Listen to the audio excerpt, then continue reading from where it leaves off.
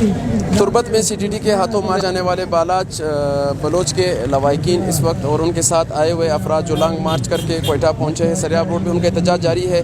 اس احتجاج میں ہمارے ساتھ ایک خاتون بھی موجود ہیں، ان سے ان کا نام جاننے کی کوشش کرتے اور احتجاج کے بارے میں ان سے بات کرتے۔ سب سے پہلے اپنا نام بتائیے۔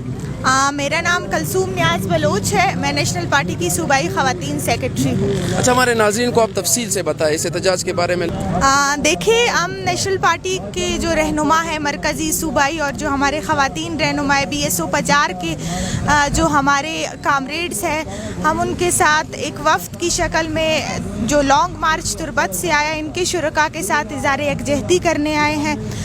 سب سے پہلے تو دیکھیں، مسئلہ یہ ہے کہ پہلے تو یہ ہوتا تھا کہ بلوچستان میں نوجوانوں کو گھروں سے اٹھا کر انہیں لاپتہ کر دیا جاتا تھا، لیکن آج نوبت یا ظلم یا جبر ہم کہیں وہ یہاں تک آ پہنچا ہے کہ نوجوانوں کو پہلے گھروں سے CTD یا FC اٹھا کر لے جاتی ہے، انہیں سالوں سال یا 3 مہینے 6 مہینے ان کو لاپتہ کر دیا جاتا ہے، پھر ان کو ایک فیک انکاؤنٹر میں شہید کر کے یہ شو کیا جاتا ہے کہ یہ جو ہے نا کسی مقابلے میں مارے گئے ہیں۔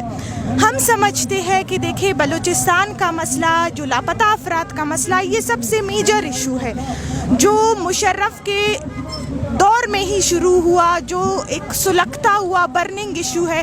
میں سمجھتی ہوں وہ تب بھی برننگ ایشو تھا، آج بھی برننگ ایشو ہے۔ آج بھی بلوچستان کی عوام، آج بھی بلوچستان کے نوجوان اس آگ میں جل رہے ہیں جس طرح اسی وقت جلتے رہے ہیں۔ تو ہم یہی سمجھتے ہیں کہ جو لاپتہ افراد کا مسئلہ ہے وہ سیاسی ہے۔ آپ جو ہے نا ماورائے آئین و قانون ان کو لاپتہ کرتے ہیں، ان کے گھروں سے اٹھاتے ہیں، پھر ان کو آپ سالہ سال، کوئی 15 سال سے قید و بند کی صحبتیں برداشت کر رہے، کسی کو آپ 10 سال سے لاپتہ کرتے، کسی کو آپ 6 سالوں سے لاپتہ کرتے، اور بعد میں آپ کیا کرتے ہیں کہ ان کی مسخ شدہ لاشیں پھینکی جاتی ہے۔ تو ریاست کو اس معاملے میں ہم سمجھتے ہیں کہ بہت ہی سنجیدگی کا مظاہرہ کرنا چاہیے، کیونکہ آج جس طرح عوام میں ایک غم و غصہ پایا جا رہا ہے، سیاسی پارٹیوں میں ایک غم و غصہ پایا جا رہا ہے، نوجوانوں میں ایک غصہ پایا جا رہا ہے، یہ اس میں سمجھتی ہوں کہ مزید شدت آئے گی اگر اس مسئلے پر عمل درآمد یا اس مسئلے پر نظر ثانی نہیں کی گئی۔ ہمیں جو ہے نا اپنے وسائل، اپنے جو ساحل ہے یا اپنے معدنیات ہے، ہمیں وہ نہیں چاہیے، ہمیں جو ہے نا اپنے نوجوان صحیح سلامت چاہیے۔ آج اگر ہم دیکھیں پنجاب کی یونیورسٹیاں ہے، بلوچستان کی یونیورسٹیاں ہے، یا بلوچستان یونیورسٹیاں یا جتنے یہاں کے تعلیمی ادارے ہیں، وہاں پر بچے جو ہے نا سیو نہیں ہیں، وہاں پر نوجوان سیو نہیں ہیں، ایون خواتین تک سیو نہیں ہیں، کیونکہ وہ یہی سمجھتے ہیں کہ کس کو کیا پتا کہ کس کا پیارا کہاں سے جو ہے نا وہ لاپتہ کر دیا جائے، اور بعد میں یا اس کی مسخ شدہ لاش پھینکی جائے، یا پھر جو ہے اس کو کسی فیک انکاؤنٹر میں شہید کر کے یہ ظاہر کیا جائے کہ یہ کسی مقابلے میں مارا گیا ہے۔ یہ بچے، یہ خواتین، یہ نوجوان تربت سے یہاں تک لانگ مارچ کرتے ہوئے آئے، اتنی بڑی مسافت انہوں نے طے کی ہے، وہ صرف اس لیے کی ہے کیونکہ وہ نہیں چاہتے کہ جس طرح بالاچ کے ساتھ ہوا ہے وہ ان کے نوجوانوں کے ساتھ یا ان کے بچوں کے ساتھ ہو۔ ذاکر مجید کی ماں پچھلے کئی سالوں سے یہی فریاد کر رہی ہے کہ میرا بیٹا آیا زندہ بھی ہے یا نہیں مجھے نہیں پتا، میرے آنکھوں کے سامنے آپ اسے صحیح سلامت زندہ لے کے گئے اور آج تک مجھے نہیں پتا کہ آیا وہ زندہ بھی ہے یا نہیں۔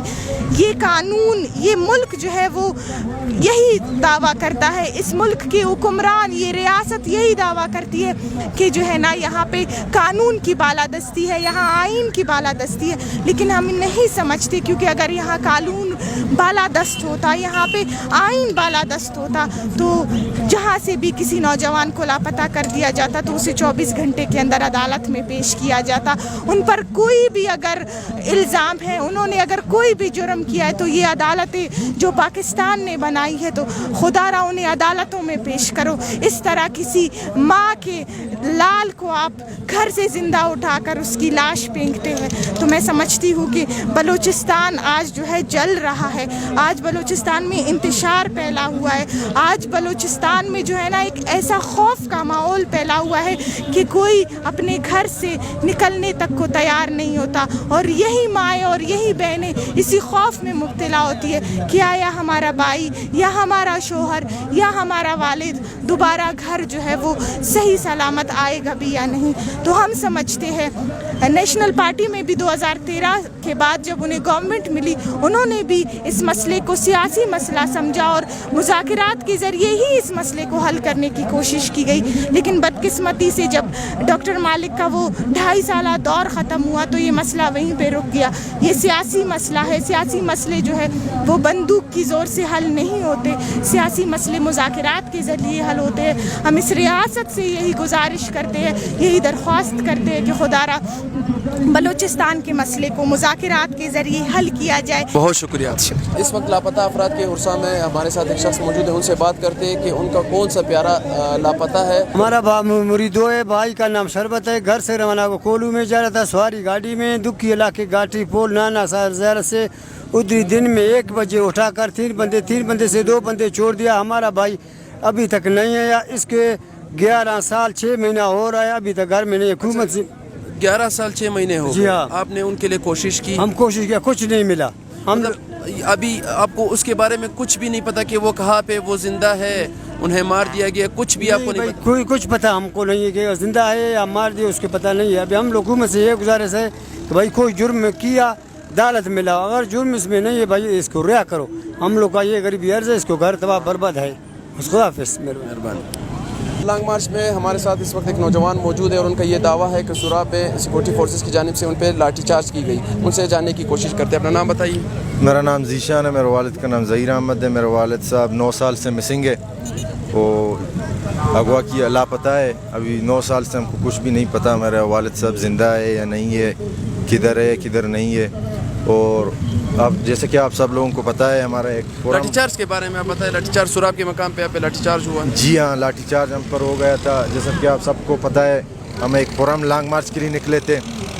जब हम खुशदार से निकले तो मुख्तलिफ शक्ल में इन्होंने हमारे रास्ते में रुकावटें डालकर हमको बहुत तकलीफ़ दिया। और जब हम उधर से मकामी साथियों की मदद से उधर से निकल गए तो फिर हम सूराब से थोड़ा आगे वकालत के नज़दीक आ गए तो उधर मेरे ख़्याल से गालिबन 20 या 25 पुलिस लेवीज़ बशमूल ACDC वहाँ पर मौजूद थे। उन्होंने हमारे गाड़ी का नंबर प्लेट नोट किया था, हमको साइड करके गाड़ी का सीट खोल दिया और आगे वाले सीट में कामरेड गुलजार बैठा हुआ था, गुलजार दोस्त बलोच, उसके पीछे मैं था और मेरा फैमिली था। उन्होंने सीट खोला, सीट खोलते ही मेरा इधर मुझको इधर पकड़ कर गाड़ी में फेंक दिया, इधर बट मारा, कुंदाक मारा और बंदूक का, फिर पाँव को भी लगाए। उधर मैं बेहोश हो गया था। 2 घंटे बाद हम अस्पताल गए, उधर मैं बेहोश पड़ा हुआ था, मुझे तो कुछ याद नहीं, ये साथी बताते मैं बेहोश पड़ा हुआ था। मैंने हमें अस्पताल जाने भी नहीं दिया। हम उधर से गए, उधर से रास्ता खोला तो फिर हम कलात के नज़दीक अस्पताल के करीब थे तो इन्हीं लोगों ने, ये लेवीज़ पुलिस DC, इन्हीं लोगों ने यहाँ राब्ता करके डेथ स्क्वाड वालों को कि ये रास्ता बंद करो, एक गाड़ी आ रहा है, इसमें एक बंदा पड़ा हुआ है, इस पर हमने लाठी चार्ज किया था, ये बेहोश पड़ा हुआ है, इसको अस्पताल पहुँचाने नहीं दो। ये रियासत थे। हम एक पुरम लॉन्ग मार्च के लिए निकले। आप लोग जितना भी रुकावटें आपको डालना है डालो, हमारे साथ ही इंशाल्लाह इससे मज़ीद मजबूत होंगे, हम इससे मज़ीद आगे जा सकते हैं, लेकिन हम पीछे हटने वाला नहीं है। बहुत शुक्रिया। ठीक है।